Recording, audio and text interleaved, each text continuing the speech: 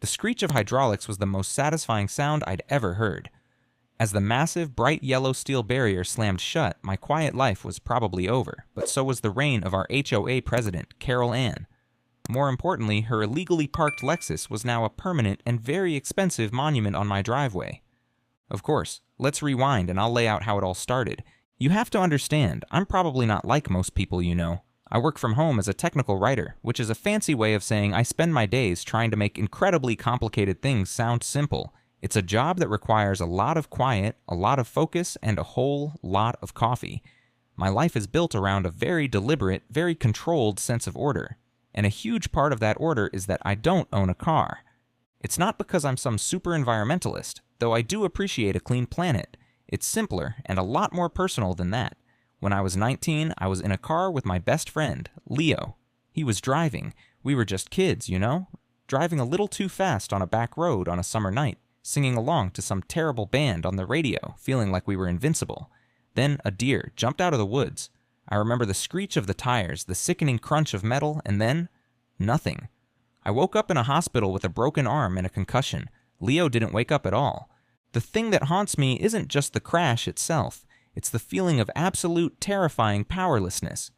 One second, the world is perfect, and the next, it's all gone, and there's nothing you can do about it. After that, I just couldn't bring myself to get behind the wheel. The thought of being encased in a 2-ton metal box, hurtling down a road, completely at the mercy of chance, it makes my skin crawl. So I built my life around not needing one. I chose a career I could do from anywhere, and when it came time to buy a house, I chose this one for 2 reasons. It was within biking distance of a decent grocery store, and it was the quietest place I had ever been. This house was my sanctuary. After years of apartment living with neighbors stomping overhead and traffic outside, this place felt like a decompression chamber for the soul. It was a simple, modest ranch-style house, but it was mine. And the driveway, that empty, clean, gray slab of concrete, was, to me, the most beautiful part. It wasn't a void where a car should be. It was a symbol of my choice, a testament to the life I had painstakingly built for myself. It was my own little patch of peace, a moat of tranquility separating my quiet world from the noisy, chaotic one outside. And for a couple of years, it was perfect. The neighborhood was peaceful, the neighbors kept to themselves. Then Carol Ann Braxton was elected president of our homeowners association. Carol Ann lived in the big 2-story colonial across the street. She was a high-end realtor who treated the neighborhood like her own personal sales listing. Everything about her was immaculate, from her perfectly sculpted blonde hair that seemed immune to wind, to her smile, which was wide and bright but never quite seemed to involve her eyes. She got elected on a platform of protecting our property values, which everyone nodded along to, not realizing it was code for controlling every aspect of your lives. The first few years of her reign were mostly just annoying. The emails started coming. Memos about the approved shades of beige for exterior paint, a multi-page directive on the appropriate height and species of shrubbery, a stern warning against leaving garbage cans visible from the street for more than 6 hours on collection day. It was all petty, micromanaging nonsense, but it didn't really touch me. I work from home, my shrubs were compliant, and I was militant about my garbage cans. I just rolled my eyes, paid my HOA dues, and enjoyed my quiet life. I saw her as a neighborhood quirk, a running joke in my head. The Queen of Beige, the Empress of Eggshell. I should have known better. People like Carol Ann don't just stop. Their hunger for control is never satisfied. They see any part of the world that isn't under their thumb not as someone else's freedom, but as a flaw in their own design. And my empty driveway, my beautiful, peaceful, symbolic driveway, was a flaw she just couldn't abide. It all started with the noise. One Monday morning, my house started to vibrate with a low, earth-shaking rumble. I looked out the window and saw a dump truck the size of a small dinosaur backing into Carol Ann's driveway, its reverse alarm shrieking like a wounded pterodactyl. That was the beginning of what the neighborhood would later refer to as the Great Braxton Landscaping Extravaganza. For the next few days, my quiet little street turned into a full-blown construction zone. There were backhoes, cement mixers, and teams of sweaty guys shouting over the roar of machinery. They tore up her entire front lawn, leaving a landscape of raw, red clay. Piles of flagstone and mountains of mulch appeared overnight. My carefully curated peace was shattered. I tried to tune it out with noise-canceling headphones, but I could still feel the vibrations through the floor. It was an unwelcome intrusion, a constant grinding reminder of the chaos just beyond my front door. I figured the parking issue would come up eventually. With her driveway completely blocked by pallets of expensive-looking rocks, there was nowhere for her to put her car. Our street has a strict no overnight street parking rule, one of Carol Ann's own pet policies enforced with an iron fist. I remember thinking, with a little bit of dark satisfaction, well, well, well, look who's painted herself into a corner. I foolishly assumed she'd figure something out, like parking a block over and walking. I know, I was adorably naive. I was in my kitchen making coffee a few mornings into the project when I saw it. A flash of silver in my peripheral vision. I turned and looked out the window over the sink, and my heart did this weird little stutter step. There, parked squarely in the middle of my driveway, was her car. A massive, gleaming Lexus SUV. It was so big it looked like it was wearing my driveway as a pair of tight pants. My stomach did a flip. You know that feeling when you see something that is just fundamentally wrong? Like a picture hanging crooked on a wall, but 1,000 times worse. It was a physical reaction. My hands felt clammy. This car, this symbol of everything I'd rejected, was sitting on my sanctuary, my moat of tranquility. It was like someone had walked into my house with muddy boots and put their feet up on my coffee table. I took a deep breath, telling myself to be calm and reasonable. Maybe it was an emergency. Maybe she just put it there for 5 minutes while she unloaded something. I decided to wait. I watched the clock. 5 minutes turned into 15. 15 turned into 30. An hour later, the Lexus was still there, squatting on my property like a silver toad. Just as I was building up the nerve to go over there, my doorbell rang. I opened it, and there was Carol Ann, dressed in expensive-looking yoga pants and a crisp white visor. She was holding a clipboard and had that dazzling, high-wattage smile plastered on her face. "Mark, sweetie, there you are," she chirped before I could even say a word. "Listen, I am so sorry about all the racket, but it's going to be fabulous when it's done, just fabulous. The cover of Suburban Living magazine is already interested." "Carol Ann," I started, trying to keep my voice even. "Your car." "Oh, thank you for bringing that up," she said, cutting me off with the ease of a seasoned pro. "I knew you wouldn't mind. I just popped it over there for the day. With all this mess, you're an absolute lifesaver." She framed it as if I'd offered, as if I were doing her a grand favor. My brain was struggling to catch up with her audacity. "Actually," I said, a little more firmly this time, "I do mind. I'd really prefer if you didn't park there. That's my property." The smile on her face didn't falter, but it tightened, just a fraction of an inch at the corners. She let out a little laugh, a sound like ice cubes clinking in a glass. "Oh, Mark, don't be so dramatic. It's just a patch of asphalt. It's not like you're even using it." She patted my arm, a gesture that was meant to seem friendly but felt completely condescending. "It's called being a good neighbor. You should try it sometime." And with that, she turned and walked away, already focused back on her clipboard, leaving me standing in my doorway with my mouth half open. The conversation was over. The decision had been made. My polite, direct, and completely reasonable request had been treated like a silly joke.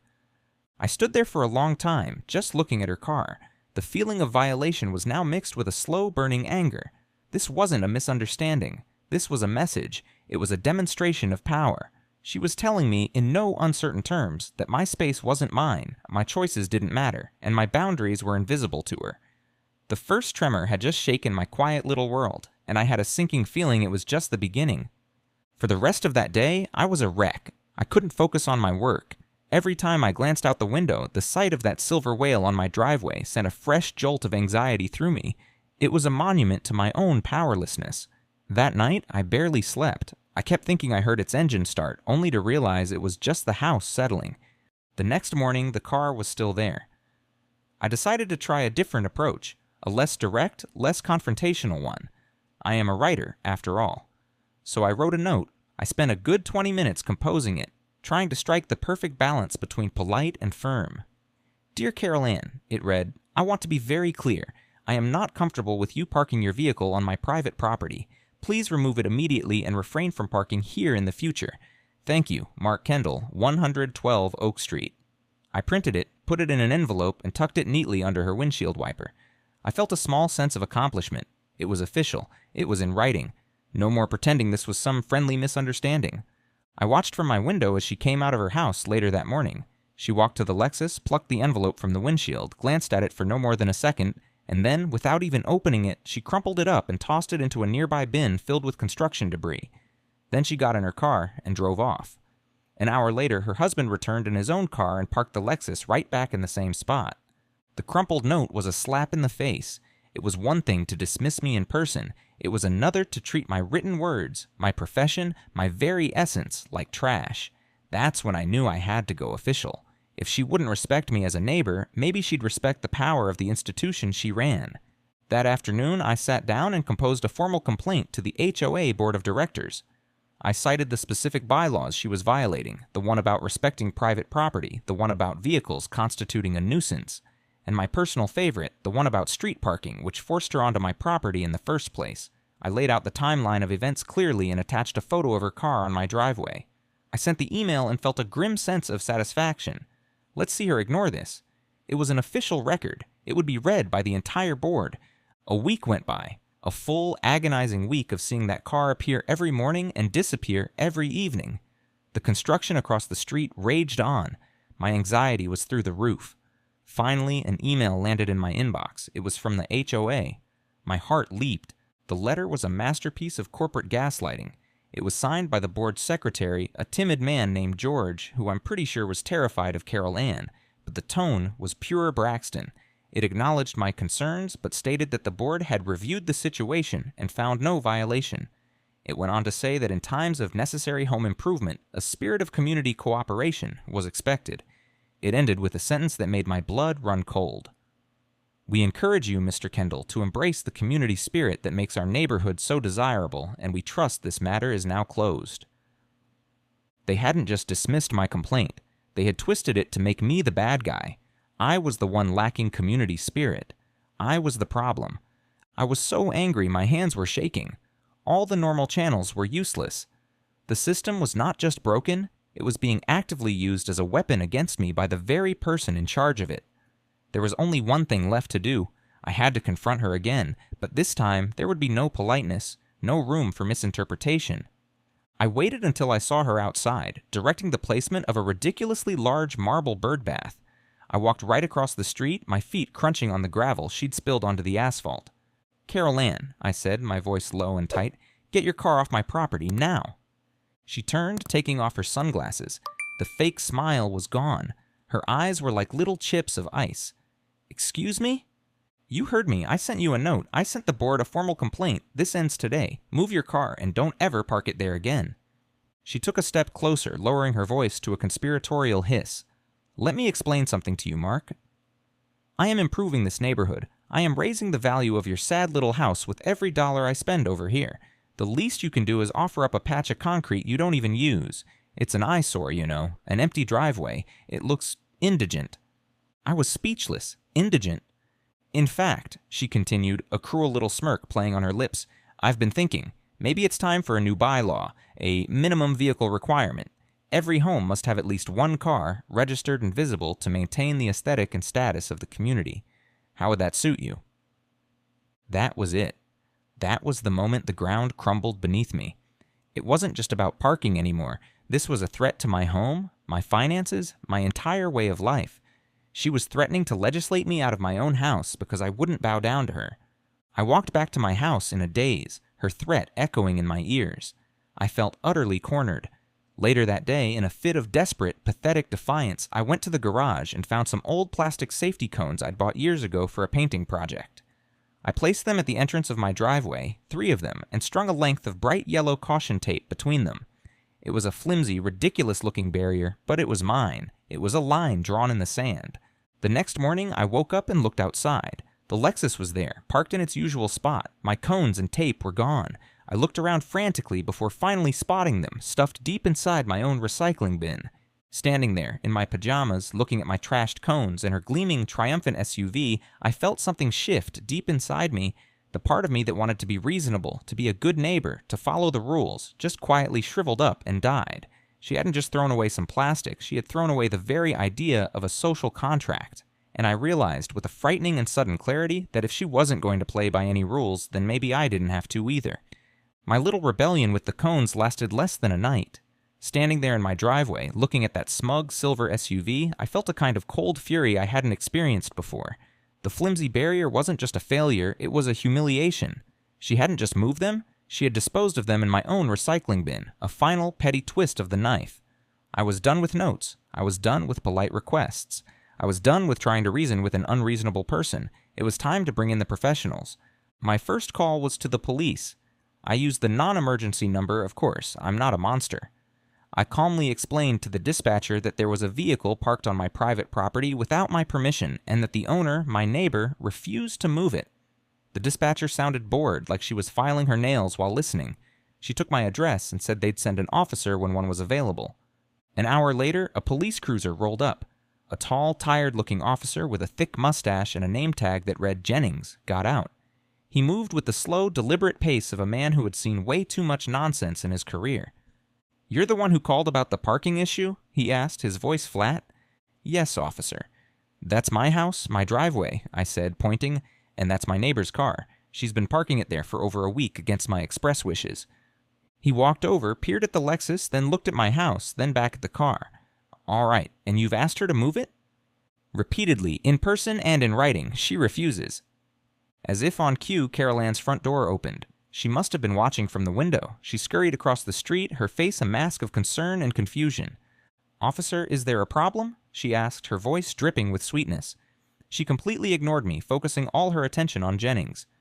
"Ma'am, is this your vehicle?" he asked. "Yes, it is," she said. "My neighbor, Mark." She gestured to me as if I were a strange plant she'd just discovered.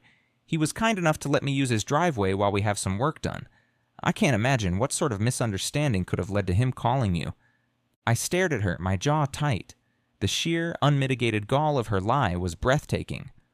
"That is not true," I said, my voice shaking slightly.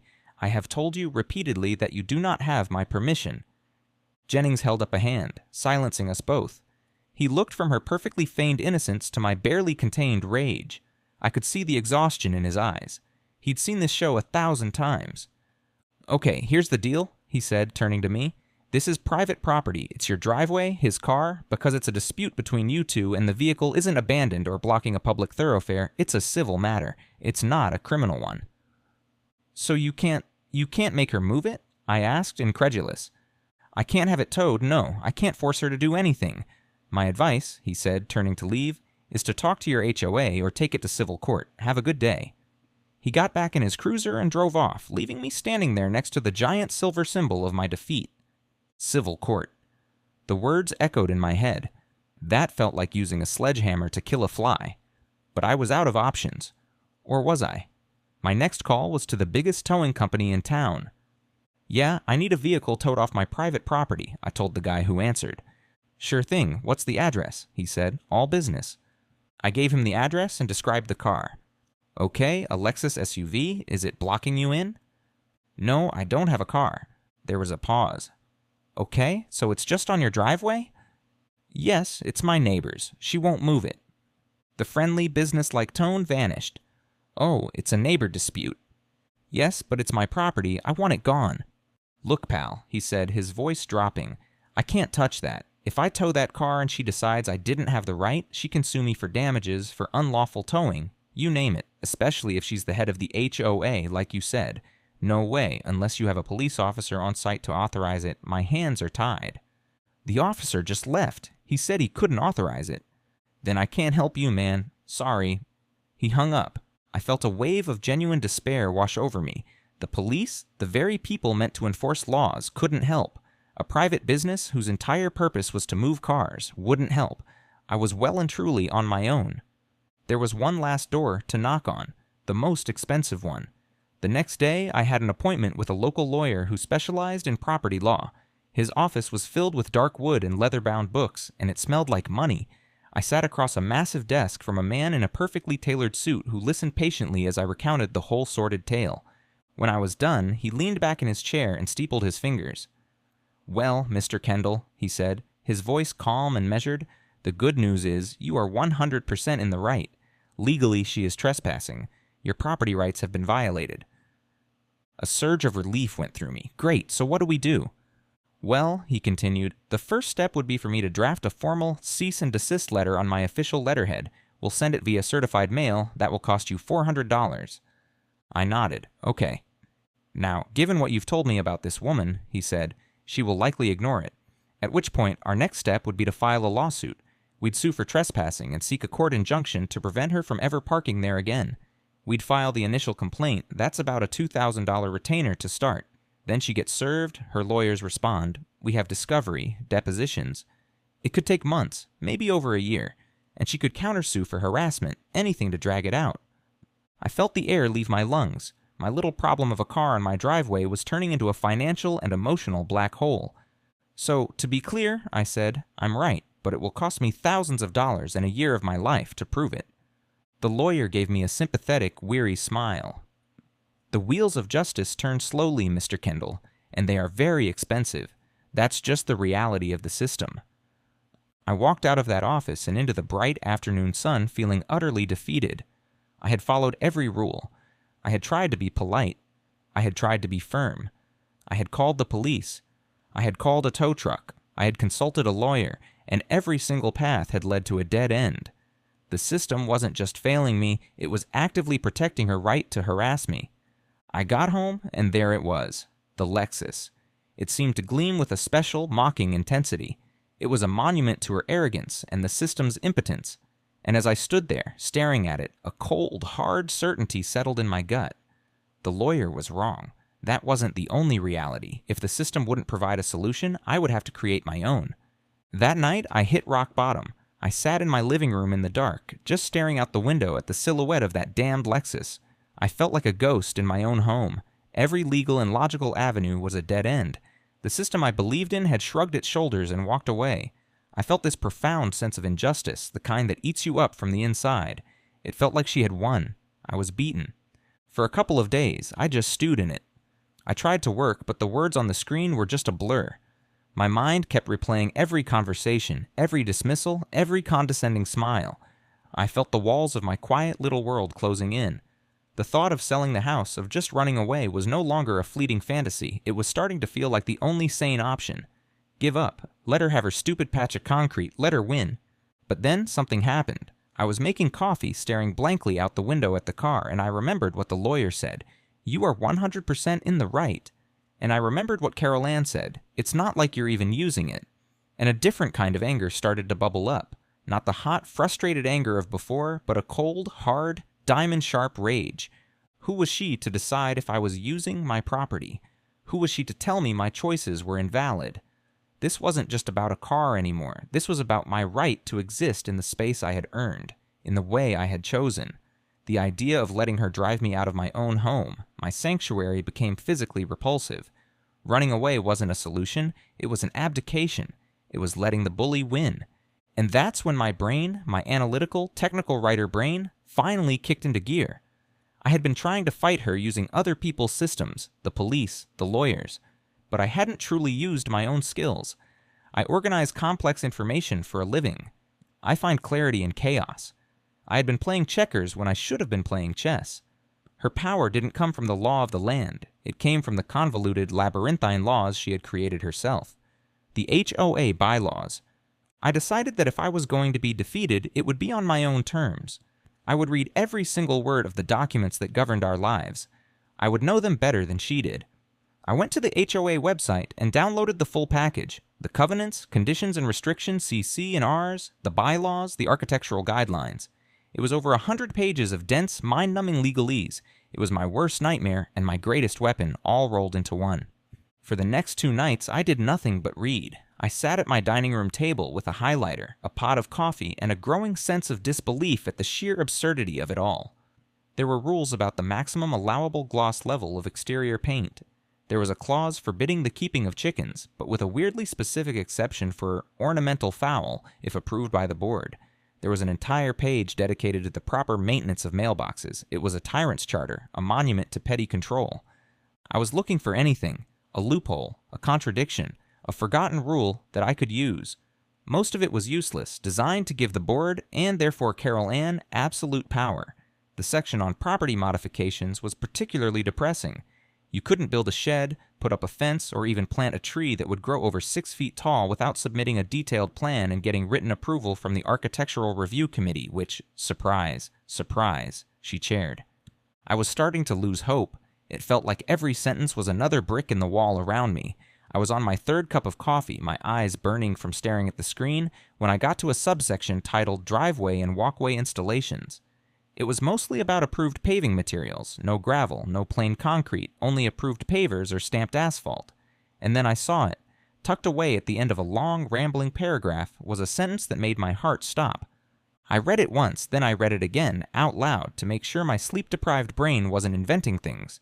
All permanent or semi-permanent constructions affixed to a homeowner's driveway, including but not limited to basketball hoops, decorative posts, or permanent planters, require prior written approval from the Architectural Review Committee with the sole exception of professionally installed, certified security systems and access control devices intended for the protection of the homeowner's property and person.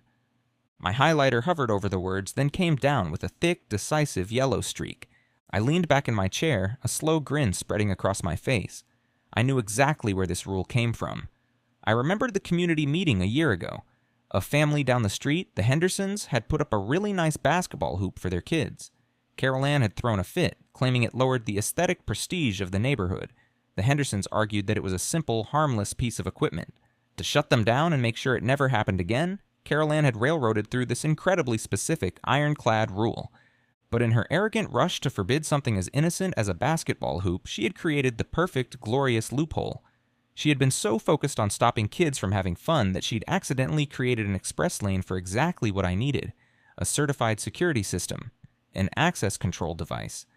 It was beautiful. It was poetry. It was the key. The despair that had been clinging to me for weeks evaporated in an instant, replaced by a surge of adrenaline so potent it felt like electricity. I wasn't a victim anymore. I wasn't powerless. I had found the enemy's secret weapon, and I was about to use it to burn her entire kingdom to the ground. The plan began to form in my mind, not as a vague fantasy, but as a clear, precise, step-by-step schematic. She thought this was her game, played by her rules. She had no idea I was about to change the game entirely. Finding that loophole was like finding a shot of adrenaline straight to the heart. The fog of despair lifted, and for the first time in weeks I felt a giddy, dangerous sense of hope. I knew what the rule said, but I needed to find the perfect instrument to exploit it. I was a man on a mission. So I went down a real rabbit hole on the internet. My search history from that night would have looked completely unhinged. I searched for things like driveway security, vehicle access control, and how to legally make someone's life a living hell using their own stupid rules. Okay, maybe not that last one, but I thought about it. I waded through a sea of options. There were flimsy-looking manual parking boots that seemed more annoying than effective. There were ornate wrought iron gates that screamed, "I own a vineyard in Napa," and would have definitely required ARC approval. None of it felt right. I needed something that was undeniably, unquestionably, a certified security system. It had to look serious. It had to look professional. It had to look like something you couldn't argue with. And then I found it. The website was not fancy. It had no frills, no pictures of smiling families. It was called Vegas Fortress Fencing and Security. The pictures were of industrial sites, government buildings, and commercial parking garages. The text was blunt and to the point. These guys didn't build decorative fences. They built things to keep people out. And right there, on their access control page, was a picture of a heavy-duty automated barrier arm, the kind you see at secure facilities. It was perfect. I picked up the phone. A gruff, no-nonsense voice answered on the second ring. "Vegas?" "Hello," I said, trying to sound like a normal, well-adjusted person and not a man plotting a suburban coup. "I'm interested in some information on your driveway security solutions." "What kind of security problem are you having?" the voice asked. "A persistent trespassing problem," I said carefully. "A vehicle keeps parking on my private property without my consent, and the owner refuses to stop." There was a short pause. "This a neighbor issue?" "You could say that. It's the HOA President, actually." I heard a low chuckle on the other end of the line. It was a sound of pure, unadulterated recognition. "Say no more," the man said, his voice warming up considerably. "HOA presidents. I've dealt with a few of them. Think they're the Queen of England. Let me guess, she thinks your driveway is community property?" "That's the general idea," I said, feeling a surge of relief. This guy got it. "My name is Mark, by the way." "Rick Vega. So, Mark, what's your plan? You want a gate? A fence?" "I have a specific question," I said, grabbing my printout of the bylaws. "Your systems, are they considered certified security systems?" "Son, my systems are certified to stop a truck. What's the angle?" I read the bylaw to him, word for word, the whole thing about prohibiting basketball hoops but making an exception for security and access control devices. When I finished, there was a moment of beautiful, appreciative silence on the line. Then Rick let out a genuine, booming laugh. Well, I'll be damned, he said, the amusement evident in his voice. She wrote her own death warrant. That's beautiful, man, just beautiful. She was so worried about some kid Spaulding that she gave you carte blanche to install a fortress gate. Oh, I love it. We spent the next 20 minutes talking through the options. He recommended a specific model, a single-arm, automated barrier. It's exactly what you need, he explained. It's an access control device in its purest form. It's not a fence, it's not decorative. It's a piece of serious security hardware. There isn't a single word in that bylaw she can use against it. After I got off the phone with Rick, I paced around my house, my mind racing. The plan was no longer a vague idea, it was a real, tangible thing with a price tag and an installation date. The sheer elation was dizzying. But then, as the adrenaline began to fade, a cold wave of reality washed over me. The plan required me to trap her car. It meant that for a day, maybe several days, that silver SUV, the object of my anxiety, the symbol of my powerlessness, would be sitting right there, on my land, on purpose. The thought made my stomach clench. Part of me screamed in protest.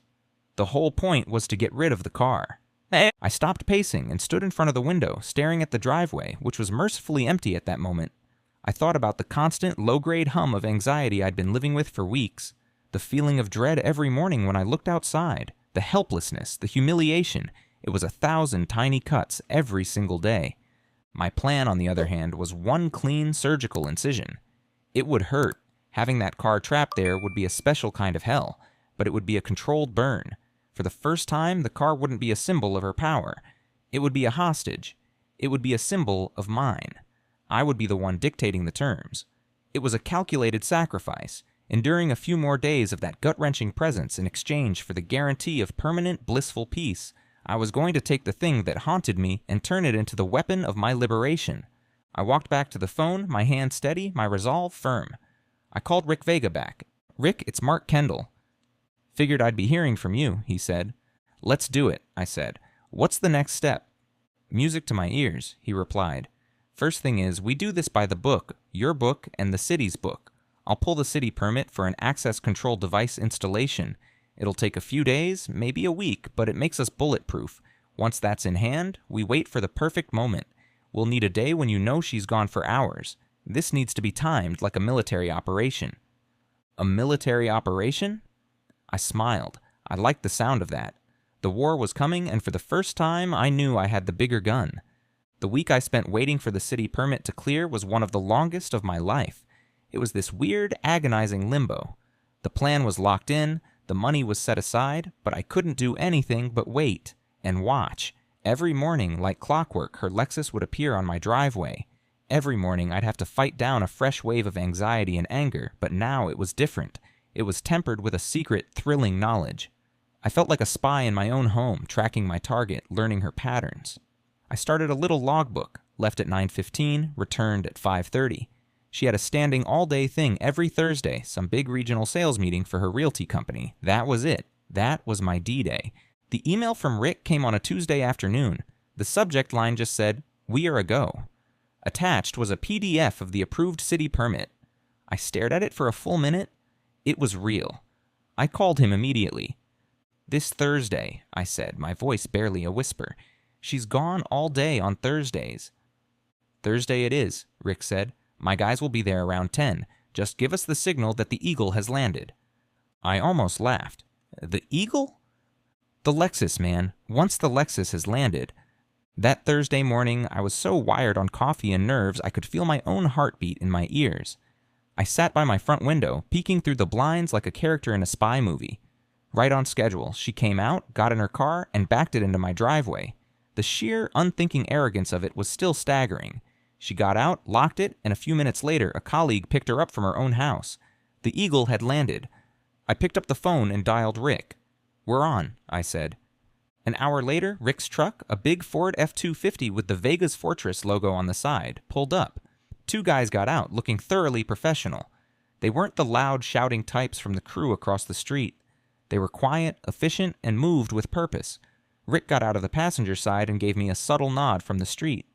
They got to work immediately. They laid out chalk lines. They used a heavy-duty drill to cut perfect, clean holes in my concrete.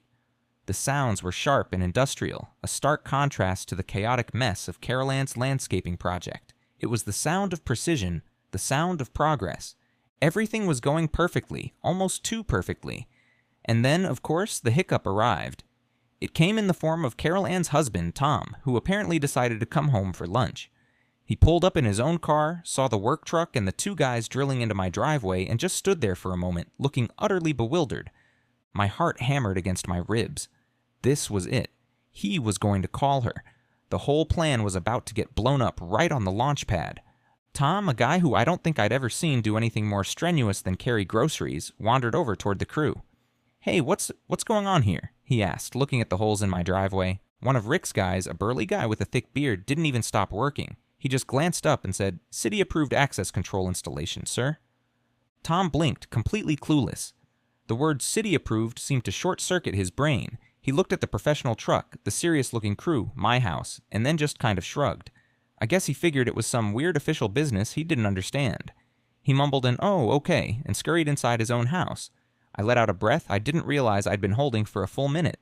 Crisis averted. By mid-afternoon, they were done. Where there was once just flat concrete, there now stood a formidable-looking piece of machinery.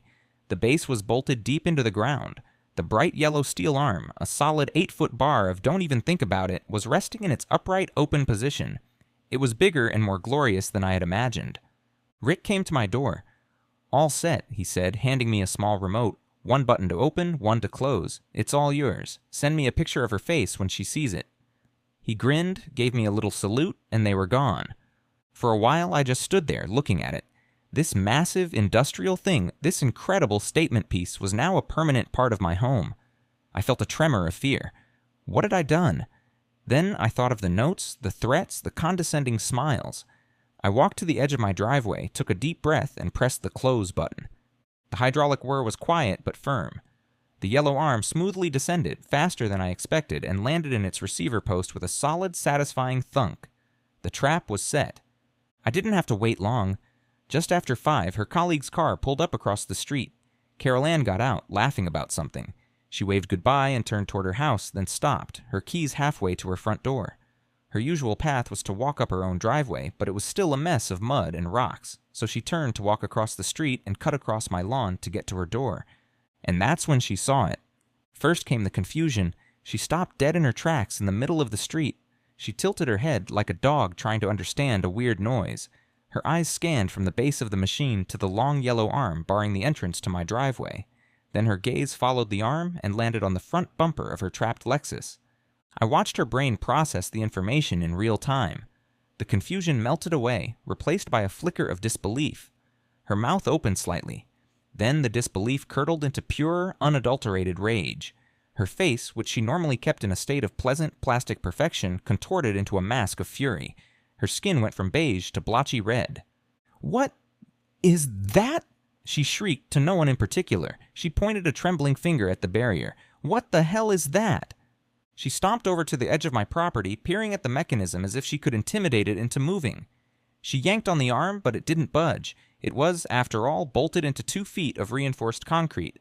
Then my phone started ringing. Her name flashed on the screen. I looked at it, savored the sight for a moment, and then silenced the call. Of course, her next call was to the police. I saw her pacing back and forth on the street, shouting into her phone. 20 minutes later, Officer Jennings's cruiser rolled up yet again. He got out of the car with the deepest, most profound sigh I have ever witnessed a human being produce. "You have got to be kidding me," I heard him mutter to himself as he saw the scene. Carol Ann descended on him like a hawk. "Officer, thank God. Look what he's done. He's trapped my car. This is vandalism, destruction of property. He's a maniac. You have to arrest him." Jennings listened to her tirade with a stony face. When she finally paused to take a breath, he looked over at me. I was waiting for him. I walked out my front door, holding a clear plastic folder. I didn't say a word. I just handed it to him. Inside was a copy of the city permit, a copy of the invoice from Vega's Fortress Fencing and Security, and a printout of the HOA bylaw with the glorious loophole highlighted in bright yellow.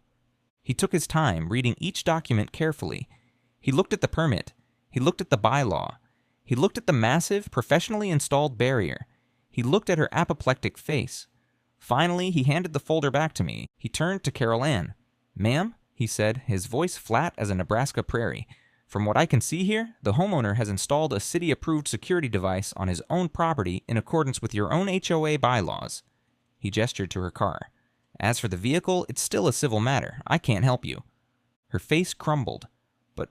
But it's trapped."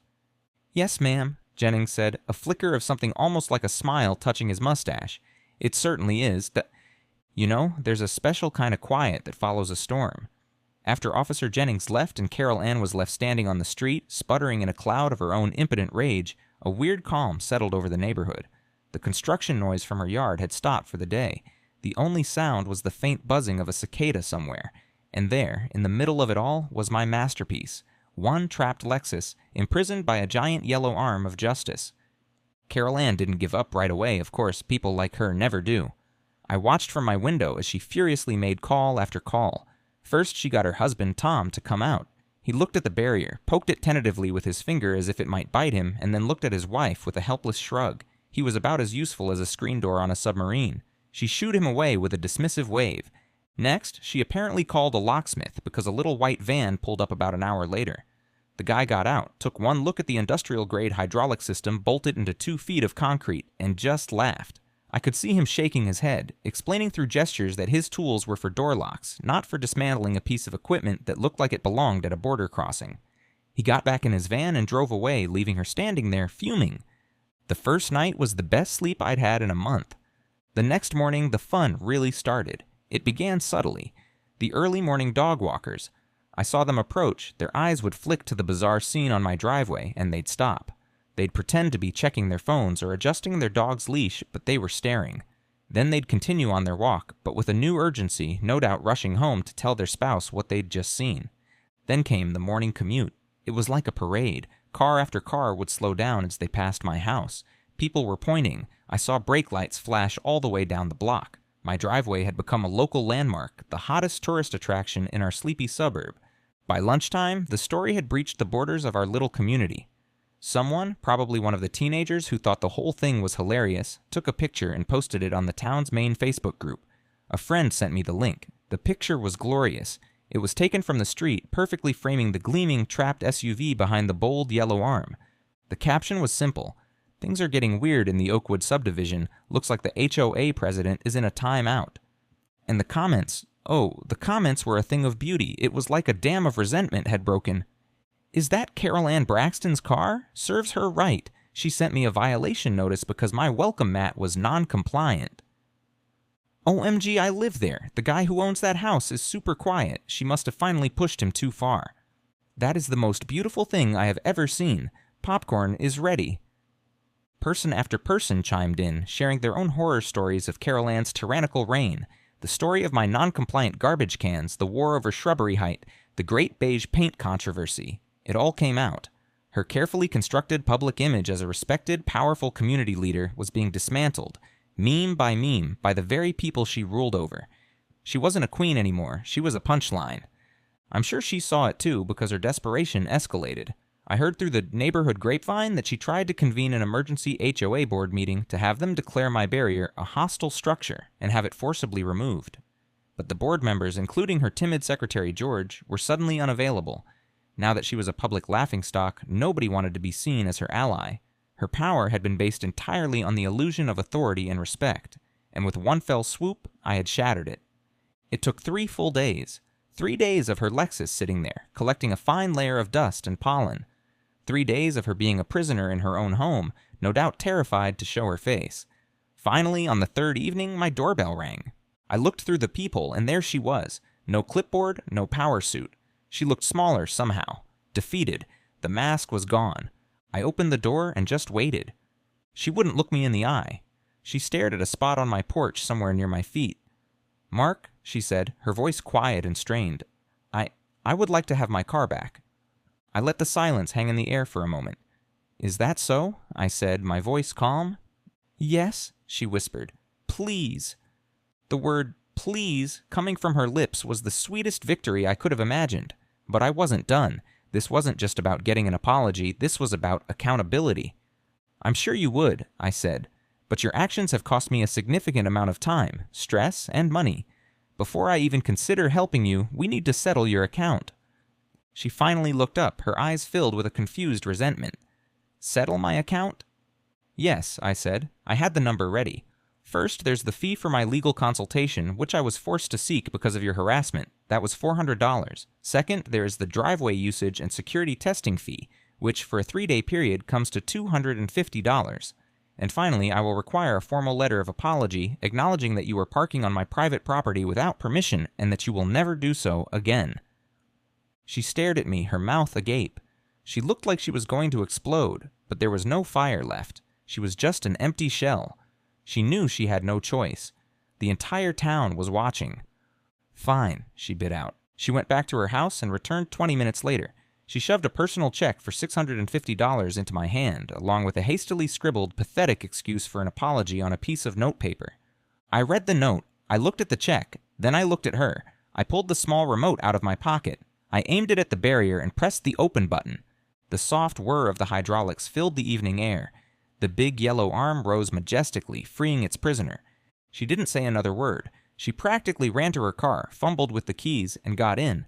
She started the engine with a roar and peeled out of my driveway, speeding down the street as if escaping the scene of a crime. And in a way, she was. I stood there on my porch, holding her check.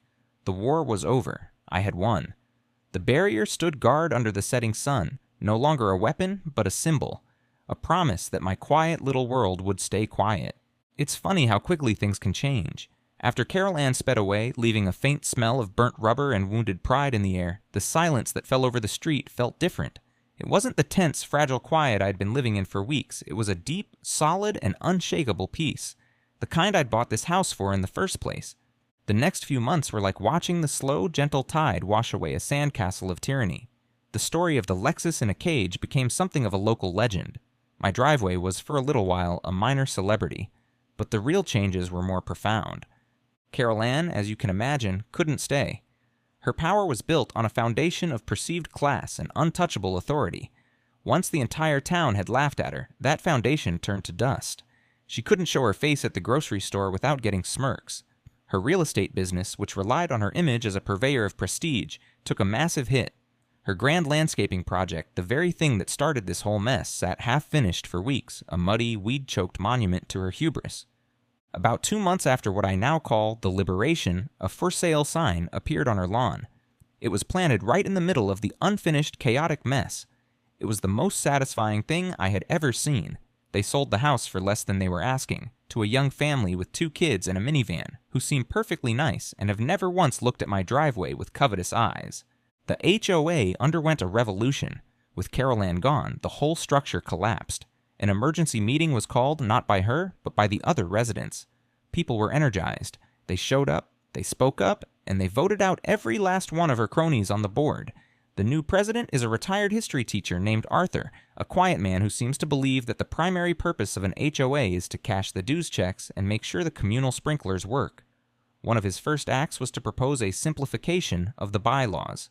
The rules about paint colors, shrub height, and yes, even the infamous minimum vehicle requirement that Carol Ann had threatened me with were all wiped from the books. And me? Well, my life is different too. I'm still the quiet guy who works from home, but I'm not the invisible man anymore. I'm the barrier guy. When I go for a walk, my neighbors don't just ignore me. They nod, they smile.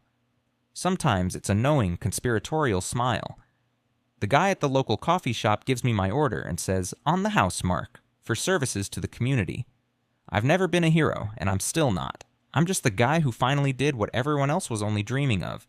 The funny thing is, the whole ordeal changed how I see my own past. That old trauma from the car crash. It made me build walls around myself. It made me crave control over my little space. Carol Ann's invasion was a direct assault on that, and it terrified me. But in fighting back, I didn't just build a physical barrier. I rebuilt an internal one. I learned that I wasn't powerless. My quiet, methodical nature wasn't a weakness. It was the very thing that allowed me to find the perfect weapon. I didn't have to shout or get violent. I just had to read the fine print. The yellow barrier is still there. It spends most of its time in the upright, open position, like a silent yellow sentinel. It's become a conversation piece. The new neighbors, the nice family, asked about it once. I just smiled and said, "It's an access control device. For security." They nodded and never asked again. Sometimes, late at night, I'll walk out onto my porch and just look at it. This big, absurd, industrial thing at the end of my quiet suburban driveway. It's a reminder, not of the fight, not of the anger. It's a reminder that true peace isn't just the absence of trouble. It's the quiet confidence of knowing you can handle it if it ever shows up at your door. The barrier rarely comes down anymore. Not because I'm afraid, but because its presence means I no longer have to be.